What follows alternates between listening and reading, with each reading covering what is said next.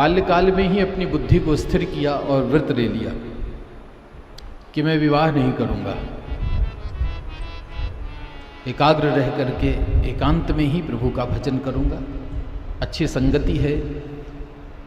कुछ समय बाद नारद की संगति मिली, नारद ने और पक्का कर दिया। बस नारद की संगति को पाए चले गए गंधमादन पर्वत हिमालय पर, जाकर तप करने लगे। ब्रह्मा जी ने आकर प्रियव्रत को समझाया, प्रियव्रत, वन में रहकर ही भगवान मिलेंगे ऐसी बात नहीं है। भगवान तो घर में रहकर भी मिलते हैं, बस काम दोनों जगह एक है। वन में रहकर भी तुम्हें अपनी इंद्रियों पर, अपने शत्रुओं पर विजय प्राप्त करनी है, तो वही काम घर में रहकर के कर लिया जाए। होता तो कठिन है,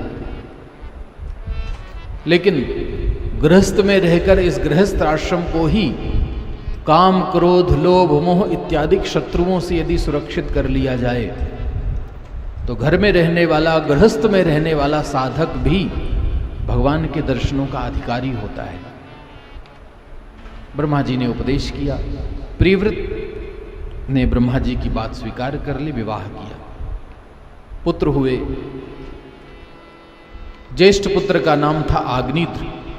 आग्निध्र नाम के पुत्र को राज्य देकर के चले गए वन में, तप किया। आग्निध्र राजा हुए।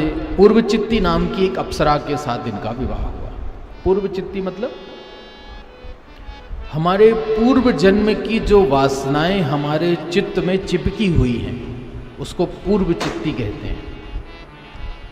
अनेक जन्मों की वासनाएं हैं। अनादि वासना बलत्वात्, अनादिकाल की वासनाओं के कारण हमारा कभी कभी बार बार जन्म होता है। कई बार जन्म क्यों लेना पड़ता है? कई बार जन्म लेने का कारण ही यह है, जो अनेक जन्मों की वासनाएं हैं वो कभी समाप्त नहीं होती, चिपकी रहती हैं हमारे चित्त में।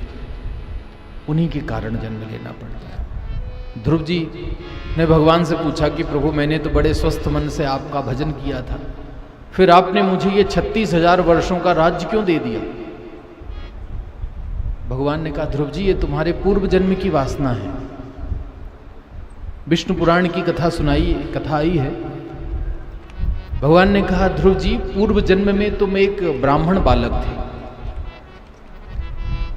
गुरुकुल में पढ़ने के लिए गए। वहां किसी राजा के बेटे से तुम्हारी मित्रता हो गई, बड़ी घनिष्ठ मित्रता हुई। विद्या अध्ययन करके दोनों बाहर निकले, और राजा का बेटा तो राजा बन गया। तुम ब्राह्मण बालक थे, भिक्षा मांगते थे। भिक्षा मांगते मांगते कभी राज दरबार में पहुंचते, और जब अपने मित्र को राज सिंहासन पर बैठे हुए देखते, तब तुम्हारे मन में भी ये वासना आती कि मैं भी राजा बन जाऊं, कभी मैं भी क्या इस सिंहासन पर बैठूंगा। बस यही भाव लिए लिए एक दिन तुम्हारी मृत्यु हो गई, पर वासना पूर्ण नहीं हुई। इसी कारण तुम्हें फिर आना पड़ा।